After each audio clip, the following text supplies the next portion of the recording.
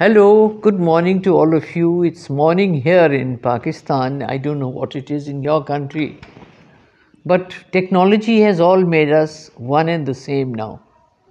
I would like to thank KNCU from the onset that Bunyad, the NGO in Lahore, Pakistan, was awarded the Comenius Medal in 2000 by UNESCO Paris, and we are very grateful that KNCU, Korean National Commission, carried on the relationship by also guiding us to implement the same.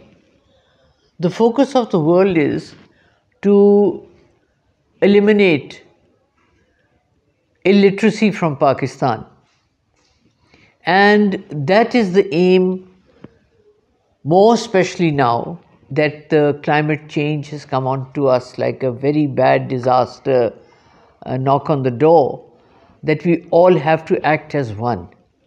Now, what is missing in Pakistan besides poverty is the low percentage of women who are literate. Nearly a bit less than half are literate only, and they are the ones who are going to produce the next generation, give them vision, and take them forward. Now, in 1972, women were about 28 million illiterate.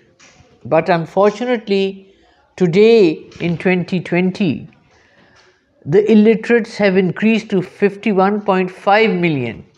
So the rate of illiteracy is increasing, coupled with poverty, also our traditional orthodoxy, which is quite shy of women coming into parity with the men. Now, the critical factor is that 49.2% is the total population of females in Pakistan. That is, out of a total population of 6.8 million. So, we are the sixth largest population in the world. And as we speak, some more children of Pakistani mothers have come into being. Poverty is also very bad. It's 60 plus. And we must not forget that 42% of the total population is below the age of 14. So we have a large mass of dependents. And with illiterate mothers, it makes it worse. Poverty is also growing. Our budget for education is less than 2%. And as I mentioned before, half the women are barely literate. Another terrible point is that there are over 23.8 million out of school children. We are, I think, the worst record nearly in the world except for one country like Nigeria. 65 or 67% of our population lives in the rural area, and rural area is very, very deprived because of various factors, especially lack of schooling, lack of health, lack of income generation and all that. Now, who are we? We are Bunyad. Bunyad Literacy Community Council, which aims to make females literate of all age groups, early childhood, try to get children in schools, especially girls, also females. Now, what is missing really in the whole scenario is young women, because young women are the change agents for tomorrow. And most of our effort is to make these women literate enough to read the newspaper, undertake their health needs, and go far as to make a good budget, go into marketing of their goods at home, handicrafts and all. So it's a long-term sort of a design to get females in and to stop dropouts of females from the education system. And you'll be seeing our beautiful headquarters just now with my peacocks there. We got two and now there are many, but they are excellent, we love them. What are our achievements? Our achievements are quite a substantial amount, and nothing could have been done without the guidance and support of KNCU and UNESCO. We have made 2.5 million literate, and 60 plus are females. All our teachers, about 90% are females. We are concentrating on 4 and 4.6 of the SDGs, because I personally think that the turnaround can be done with youth. We also have produced 240 literacy and follow-up materials, child labor rehabilitation, and we have been very fortunate to get the esteemed known Comenius Laureate award from UNESCO. This is a Czechoslovakian very high medal awarded by UNESCO by Federico Mayo. The second one is our own King Sejong, which we got in 2002. And we are very happy, as I said before, that KNCU is taking us ahead. And like other NGOs, we are into non-formal, into early childhood. We have a mobile rickshaw, a library to keep the habit of reading alive in the rural poor. Then we have functional literacy, where we try to get youth and adults literate enough to start handling their lives. We have started financial literacy, that people should understand how maths can help them in the daily life. Another very beautiful thing is our digital hubs. In the rural area, we take them on. We get few computers and teach children and adults how to handle computers, how to get into the information channel, and how to avoid seeing items on the web which are not very healthy for anyone. And this is a very good communication tool, because from headquarters we go to the district, and from the district it goes right down to the teachers who can use it, update teachers training and all on their mobile phone. Now our relationship with KNCU, Korean National Commission, we were awarded the King Sejong Literacy Prize in 2002 in Paris, and we have a partnership since 2012, which is a beautiful partnership, and I hope till my lifetime it lasts and lasts and lasts. Now the focus, we have already done 53,418 women and young girls have benefited by it. Now that's not a small number, 53,418, and all are rural women. Because urban areas get some facility, but the rural area is overlooked, not only by the system, not only by poor governance, but also by the local male relations who like to lord over illiterate women. Now this has changed, and it is changed with a transformative sort of a thinking, nothing rebellious, but gradually mindsets have changed. We want to make this into a pilot form so that the government takes it on and goes on scale. Punjab alone has a huge population, and unfortunately, though we are better than the other 3 provinces, there's a long way to go. First, we have, you'll be seeing on the chart that we have basically focusing on 4 areas, rural areas: Hafsabad district, Khushab district, and Lahore. And recently, we have been fortunate enough to be supported by KNCU for Rahim Yar Khan. Now, Rahim Yar Khan is in the south of the province, and it is in a semi-desert area. It's a very large district, and the first time rural women have a chance to move ahead to try to get out of their poverty. Now, the main components are functional literacy or adult female literacy. Then we give them vocational skills so they can use their learning to improve the lives of their families. Lifelong learning is eventually also interwoven, but the main thing is the capacity building of local communities and the teachers, so it can go on onwards and should not stop after the program is completed. We link them to public departments, like teaching them first aid, like livestock development, like social welfare department for female skills, and it goes on and on, because basically we are trying to get the awareness between the rural, marginalized, illiterate woman with the government departments. This linkage is very important.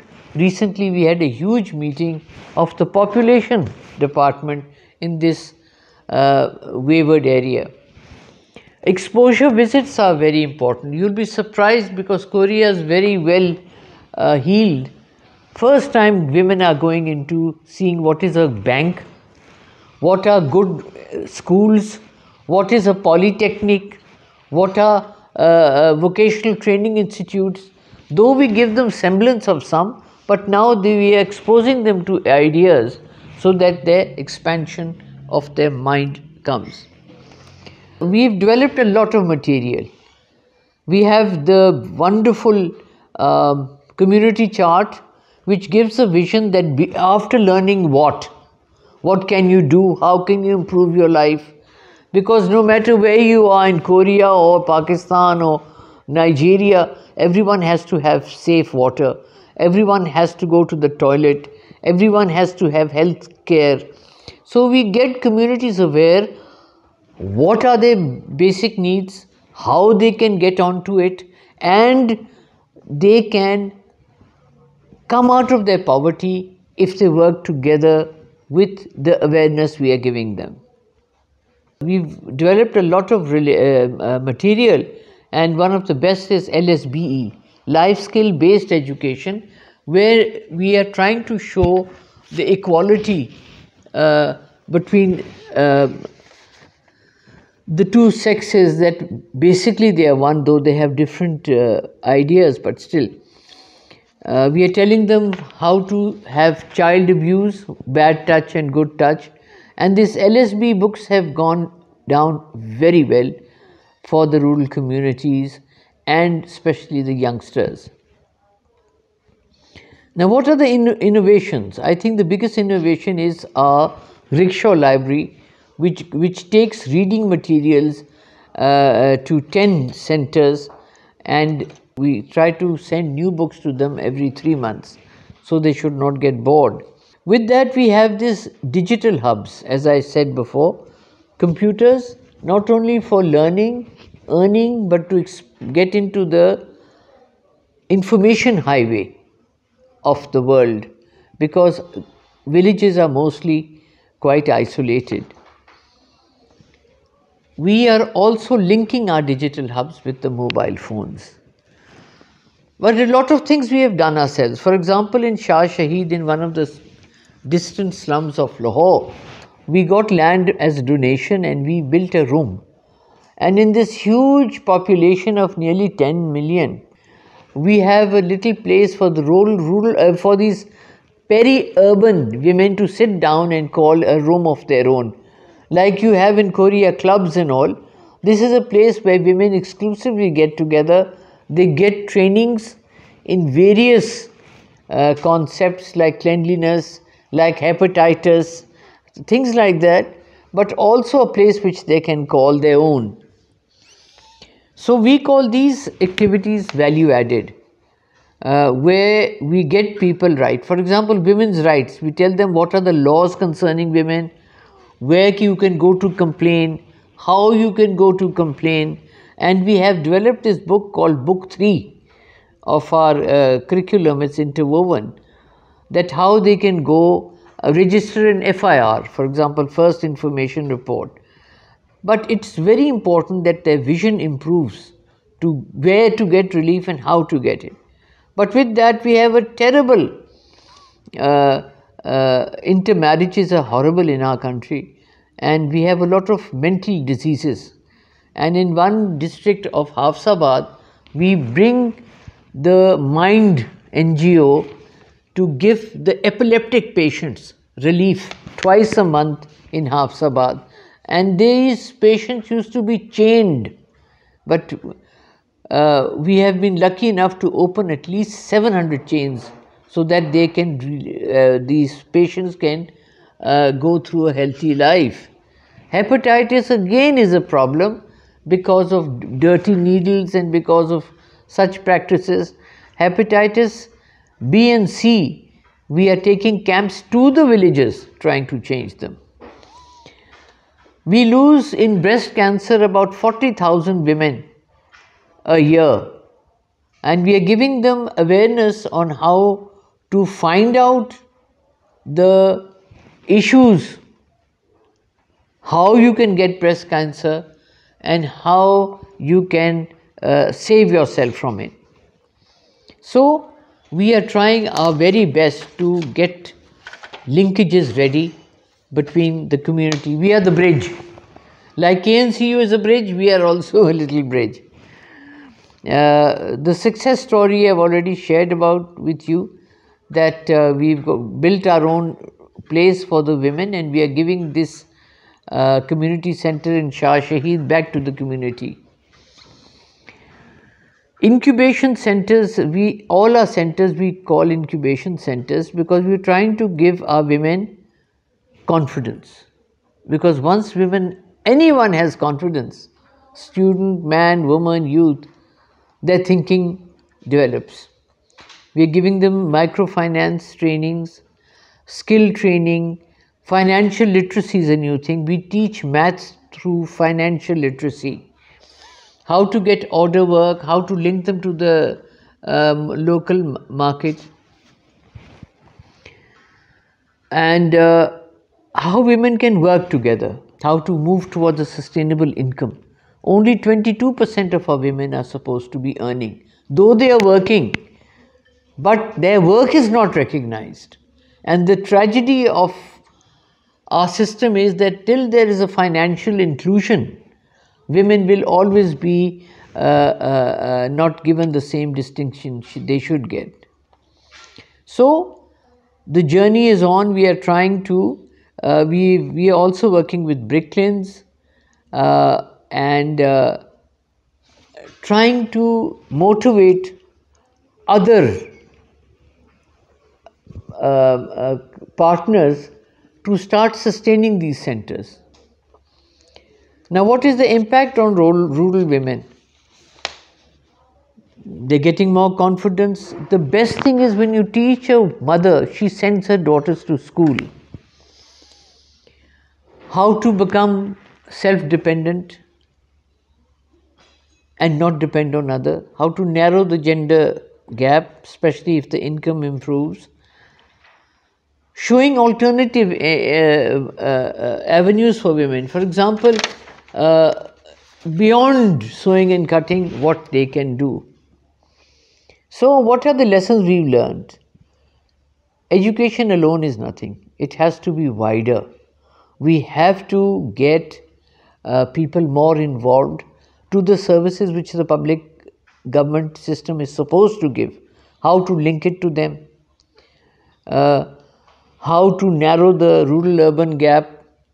How communities can help, like ours help by giving land, by giving time. We've got volunteers, they give time. How to link with the line departments. Now, what are the challenges? The challenges is this: the work is so deep, so big, that these 53,000 women, yes, we have helped. And yes, these current villages will improve. But look at the huge backlog, and we are just hoping that the government comes and takes it over, because this is actually their work which we are doing. Unfortunately, we don't have a very strong local government, because where there is local government, they take over this sort of work of moving the communities to be self-dependent and to link them with the line departments. But we are gradually going there. We are trying to get the challenge is trying to make women more independent. That dependency ratio is pulling down our economic picture. So unless we try to improve it, it will go, we'll keep on facing poverty. Because of illiteracy in the massive, we have got 70 million illiterates in Pakistan and 40 million alone in Punjab. How can they understand that poverty is not only in Pakistan, it is all over the third world, and how to learn from each other to improve ourselves? You see, many countries have moved out of poverty with good marketing, with confident women, with a government which cares. Last, I would like to again thank KNCU for starting these wonderful, supporting our effort for giving these 53,000 plus women a chance to get on their own feet. And government is now slowly coming forward how to help female youth into the literacy program. Rural learners are really the change agents because they have shown how they can improve themselves and they can go on taking it to others. Bunyad has tried to lobby with the literacy department successfully for understanding that female literacy, without female literacy, poverty cannot be chucked aside. We are trying to bring, we have succeeded and to bring women in the development scene. I just would like to thank KNCU. No words enough. You have done more for our women than our own government, which is shameful. But we are a very poor country, and with the resources depleting so fast because of the climate change, there's very little left. And you know, when there is little money left, women and children have to suffer. But without you, the mental attitude could not have been changed. Thanking KNCU for changing our attitudes, for giving women a chance, the rural women a chance to flower and to bloom again. Thank you.